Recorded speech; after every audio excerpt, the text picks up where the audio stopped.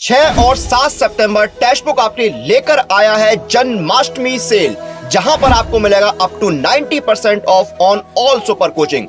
तो अगर आप इन एग्जाम्स की तैयारी कर रहे हैं तो अभी जाइए और इस ऑफर का लाभ उठाइए, क्योंकि ये ऑफर चलेगा सिर्फ 2 दिन। तो अभी जाइए और बनिए अपने सिलेक्शन के सारथी।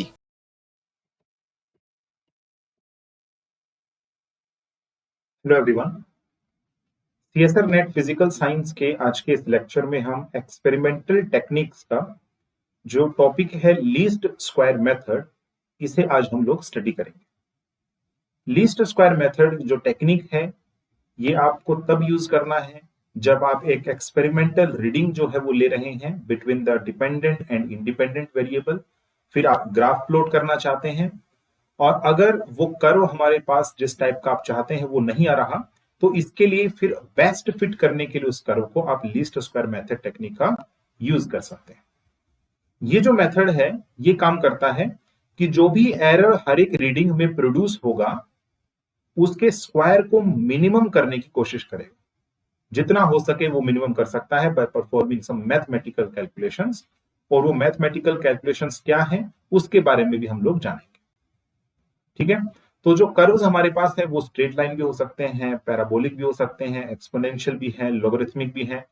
तो डिफरेंट टाइप्स ऑफ कर्व को आप यहां पर बेस्ट फिट करने के लिए इस टेक्निक का यूज कर सकते हैं। देखिए, सीएसआर नेट का अगर आप कोर्स परचेज करना चाहते हैं सो 35% एडिशनल डिस्काउंट के लिए आप जो कूपन कोड है विशाल के का यूज कर सकते हैं। अभी सेल चल रहा है and that was Janmashtami sale, और इसका जो लास्ट डेट है वो 7 सितंबर है। तो इन 2 दिनों के अंदर अगर आप सीएसआर नेट का कोर्स परचेज करते हैं तो इसमें 55% का तो आपको डिस्काउंट मिले ही मिलेगा, साथ ही साथ एडिशनल 35% का डिस्काउंट भी देखने को मिलेगा अगर आप विशाल के कूपन कोड का यूज करते हैं। प्री पास प्रो है, 4 मंथ्स का सब्सक्रिप्शन मिलेगा, जहां कोर्स 23,999 रुपए का है, आपको ये कोर्स 7,108 रुपए में मिल रहा है। इस ऑफर को आप ग्रैब कर सकते हैं। So 7 September is the last date. तो चलिए अब हम स्टार्ट करते हैं लीस्ट स्क्वायर मेथड का। पहले हम लोग थ्योरेटिकल पोर्शन देखते हैं कैसे काम करता है। देखिए, लीस्ट स्क्वायर मेथड, इसका नाम ही जैसे सजेस्ट कर रहा है, ठीक है ना, least square method. Least square method इसका नाम क्यों है? क्योंकि एरर्स जो भी हमारे पास रीडिंग्स में होंगी उनके स्क्वायर को ये मिनिमम कर देगा। लीस्ट जो है इसका मीनिंग हो गया मिनिमम करना। ठीक है, तो जैसे मान लो हमारे पास ये एक कर्व आप बना रहे हैं between the dependent and the independent variable. Y और एक्स क्या है हमारे पास? डिपेंडेंट और इंडिपेंडेंट वेरिएबल। तो आपके पास बहुत सारी रीडिंग आएंगी। मान लेते हैं ये हमारे पास रीडिंग आ रही है। ठीक है, अब आपका ग्राफ आना चाहिए था स्ट्रेट लाइन, है ना, इस टाइप से आपका स्ट्रेट लाइन ग्राफ आना चाहिए था। लेकिन मान लेते हैं कुछ पॉइंट्स आपको यहां पर मिल रहे हैं इस कर्व पर, लेकिन बहुत सारे पॉइंट यहां से मिस हो रहे हैं क्योंकि एरर्स हैं रीडिंग के अंदर। ठीक है, तो एरर्स अगर हैं इसका मीनिंग ये हमारे पास है कि आपको लीस्ट स्क्वायर मेथड टेक्निक का यूज करना चाहिए ताकि हमारा कर्व बेस्ट फिट हो सके। जैसे मान लो हमारे पास ना ये जो है दिस पॉइंट, है ना, ये जो पॉइंट है ना, जो स्ट्रेट लाइन हमारे पास एक्चुअल में है, तो ये एक ट्रू वैल्यू हो गई। ट्रू वैल्यू हो गई हमारे पास किसकी? y की at a corresponding value of x। जबकि हम इसके ठीक ऊपर देखें तो ये मेरे पास मान लेते हैं ऑब्जर्व्ड वैल्यू है जो आपने रीडिंग से ली। This is the observed value.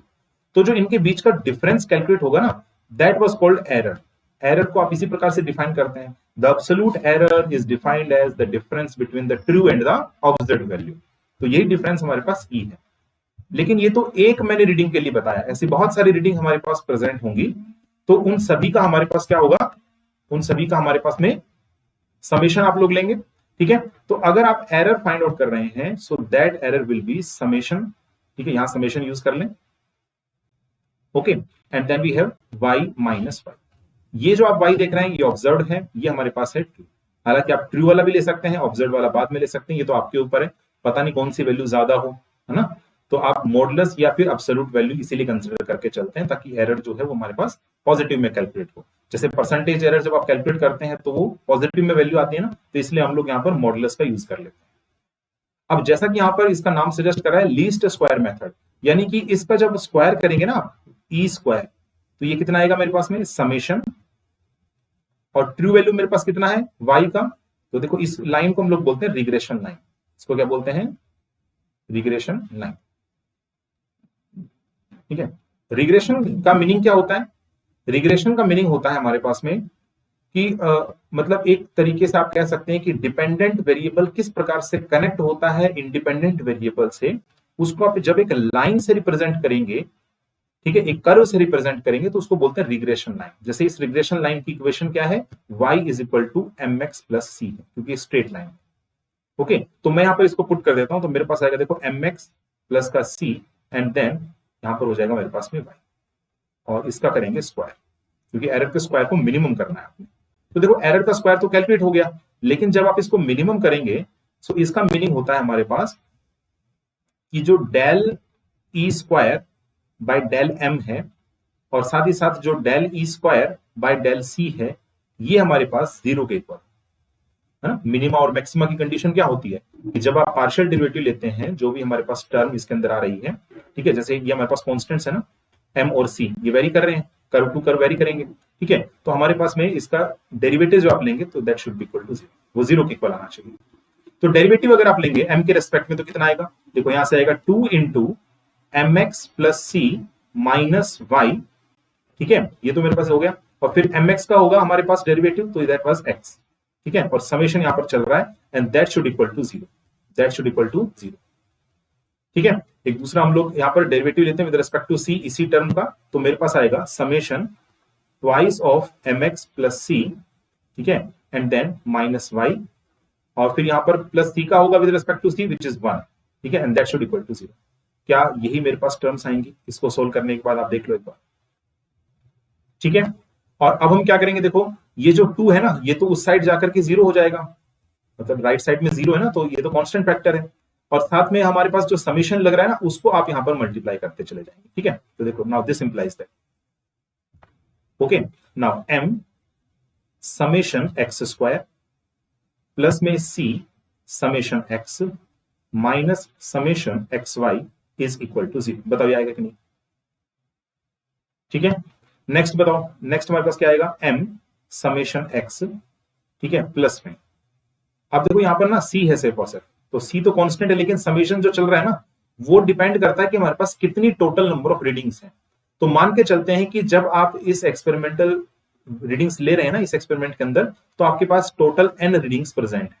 तो अगर n रीडिंग्स प्रेजेंट है तो समेशन जो 1 होगा ना, that was equal to small n के इक्वल, ठीक है, and then we have minus का समेशन y इक्वल्स टू हो जाएगा 0 के इक्वल। सही है, ये मेरे पास आएगा, ठीक है। और अब आपने कुछ नहीं करना, ये मेरे पास फर्स्ट इक्वेशन है और ये मेरे पास में सेकंड इक्वेशन है, दोनों इक्वेशन का यूज करते हुए आप m और c का वैल्यू निकाल लो, क्योंकि इक्वेशन तब आई है आपके सामने जब आपने स्क्वायर ऑफ एरर को मिनिमम कर दिया।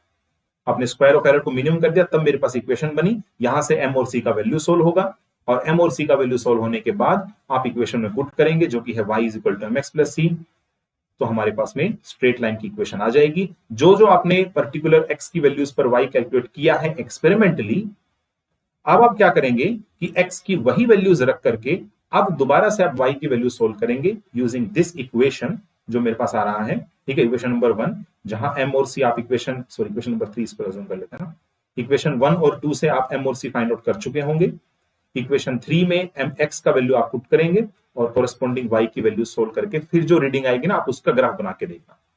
वो जो ग्राफ बनेगा और जो आप ये काम कर रहे थे उससे पहले जो ग्राफ बना रहे थे, उन दोनों ग्राफ्स में अंतर आप खुद से देख लेंगे, है ना। तो बेस्ट फिट आप कर सकते हैं, बेस्ट फिट आएगा अब जो कर्व बनेगा, ठीक है। इसे एक एग्जांपल के थ्रू समझते हैं, ठीक है। Let me take an example. कोई भी आप रीडिंग जो है ना अज्यूम कर सकते हो, ठीक है। So let me take a reading, ठीक है, हम एक रीडिंग जो है यहां पर ले लेते हैं। सो देखो यहां पर ना I का वैल्यू आपको गिवन है करंट, ठीक है ना, this is the current and this is voltage. तो करंट का वैल्यू आपको गिवन है 1, 2, 3, 4 और 5, ये आपको एम्पियर्स में गिवन, ठीक है। और इनके कोरेस्पोंडिंग जो वोल्टेज मेजर की गई है वोल्ट्स के अंदर, वो हमारे पास है 2, 5, 3, 8, 7। आपने यहां से कैलकुलेट करना है what is the value of resistance R, resistance R कितना। ये एक बहुत मैंने सिंपल एग्जांपल लिया है जिसमें आप ओम्स लॉ का यूज करते हुए एक ग्राफ ड्रॉ करेंगे जो कि स्ट्रेट लाइन आना चाहिए, उसका स्लोप मुझे प्रोवाइड करेगा रेजिस्टेंस आर का वैल्यू। ठीक है, तो अभी फिलहाल देखो ये जो कर्व है ना वो स्ट्रेट लाइन नहीं आएगा, क्योंकि डिफरेंस ही हमारे पास कांस्टेंट नहीं है। ये देखो ना डिफरेंस देखो कितने का है, डिफरेंस कांस्टेंट नहीं है ना, एक में डिफरेंस 3 का है, फिर 2 का है, फिर हमारे पास 5 का है, फिर हमारे पास 1 का है। तो क्योंकि डिफरेंस कांस्टेंट नहीं है, दैट मींस अभी फिलहाल जो कर्व बनेगा वो स्ट्रेट लाइन नहीं आएगा, बिकॉज देयर आर रीडिंग्स के अंदर हमारे पास क्या है, errors, there are many errors present in all the readings. और टोटल कितनी रीडिंग्स ली है आपने, 5 रीडिंग्स। तो अभी आप क्या करेंगे, यहाँ पे लीस्ट स्क्वायर मेथड टेक्निक का यूज करेंगे। लीस्ट स्क्वायर मेथड टेक्निक का जब आप यूज करेंगे तो आप क्या सबसे पहले क्या करना है आपने, देखो रेजिस्टेंस आर जो है दैट वाज स्लोप, वो स्लोप को रिप्रेजेंट करेगा। तो वाई एक्सिस में क्या होना चाहिए और हमारे पास एक्स एक्सिस में क्या होना चाहिए, आप खुद से बताओ एक बार। देखो v is equal to I R होता है, ठीक है, तो जो y is equal to m x, इस प्रकार की इक्वेशन होती है हमारे पास में। ठीक है, तो अभी आप यहां पर ये देखें कि जो वोल्टेज है वो y में है, तो यहां मैं y लिख लेता हूं, और जो x है उसमें हमारे पास में करंट I प्रेजेंट है। ठीक है, सो यहां हमारे पास वोल्टेज होगा, यहां हमारे पास करंट होगा, और जो भी स्ट्रेट लाइन हमारे पास दिखेगी इसमें, ठीक है, उसका जो स्लोप होगा that gives me the value of R। ठीक है, तो जो मेरे पास वोल्टेज है पहले मैं वो रीडिंग्स नोट डाउन कर लेता हूं। सो 2 5 3 8 7 एक्स की वैल्यूज नाउ। ठीक है, सो 1 2 3 4 एंड 5। अब हमें इनके अलावा और क्या क्या चाहिए बताओ, एक्स स्क्वायर चाहिए, देखो यहां पे एक्स स्क्वायर चाहिए मुझे। ठीक है, एक्स चाहिए, और एन का वैल्यू तो 5 के इक्वल हो गया, बिकॉज रीडिंग्स मैंने टोटल 5 ली है। समेशन वाई हो जाएगा समेशन एक्स वाई, यानी कि अभी यहाँ पे एक्स वाई और हम कैलकुलेट करेंगे।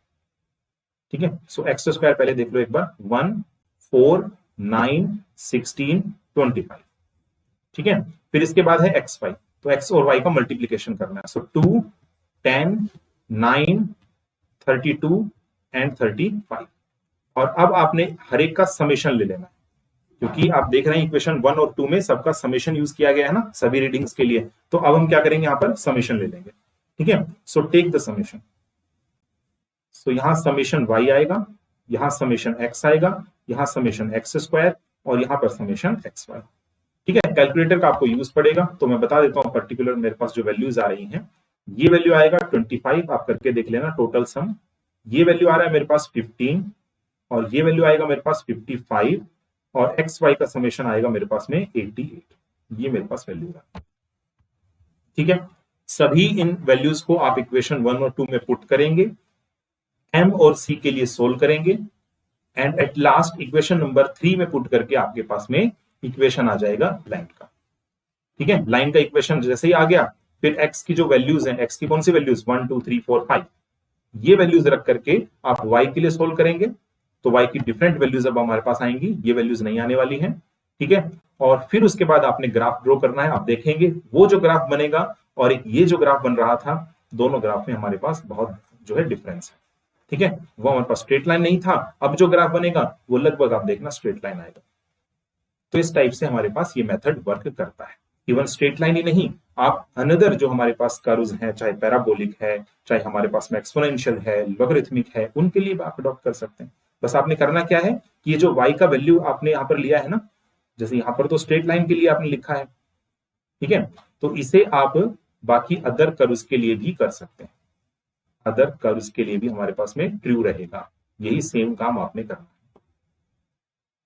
ठीक है, वही पुट करके डेरिवेटिव करके 0 इक्वेशन 1 2 ऑब्टेन होगा, और फिर इस प्रकार से आप फाइंड आउट कर सकते हैं और कर्व को रिप्रेजेंट कर सकते हैं। ठीक है, तो ये मेरे पास मेथड है और इस प्रकार से काम करता है।